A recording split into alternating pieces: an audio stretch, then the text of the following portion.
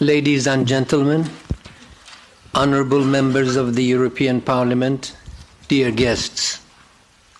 First of all, thank you to the Foreign Affairs Committee and the Iran delegation for inviting us here today.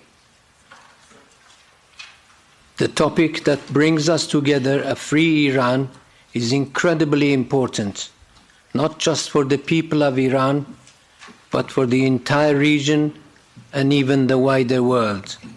So, thank you again for organizing this timely event. Today, when people talk about the Iranian regime, they often think of armed proxy groups, missiles and drones targeting cities, businesses, hotels, refineries, and energy facilities, setting entire region on fire, and of its involvement in foreign wars. But the truth is, the main victims of this regime have always been the people of Iran themselves. Long before this regime ever fired a missile abroad, it declared war on its own people. It shut down the free press, banned labor unions, violently cracked down on women, and imposed severe restrictions on their lives. It launched attacks on Kurdistan without any provocation and without any justification, creating scenes of terrible violence. Universities were taken over by armed militias and turned into places of repression and bloodshed. Regions like Turkmen Sahara and Khuzestan were brutally suppressed. Thousands of activists, political, civil, women, and even teenagers were arrested, tortured, and executed without any fair trial.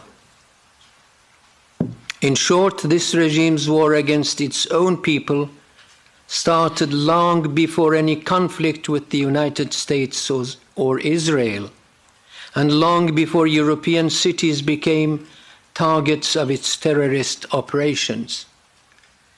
We should also remember that the attack on Kurdistan happened even before the takeover of the US Embassy in Tehran. That is exactly why the issues of freedom in Iran must not be overshadowed by the clouds of war, or pushed aside because of different opinions about recent conflict, or because of any criticism one might have of US policies. Supporting freedom in Iran, supporting people's movement for change, including their right to change the system, is what we truly expect from Europe.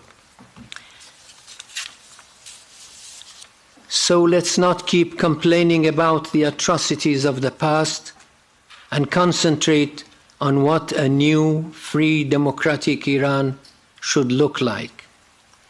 What we are looking for and what we have been fighting for is a democratic, pluralist, tolerant Iran, where no one single social group, no one single ethnicity or religion or political trend to dominate the powers of the state, impose a new exclusivity and therefore a new dictatorship.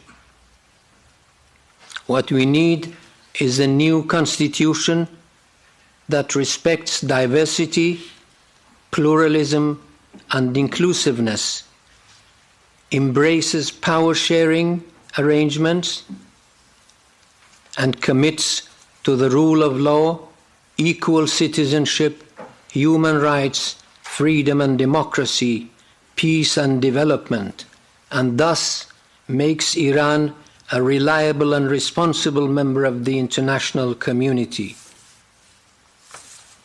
A free, democratic and pluralistic Iran, one that respects human rights and is built on a modern, forward-looking constitution that recognizes, among other things, the rights of Kurds and other nationalities in Iran, can also become a reliable partner for peace and global development.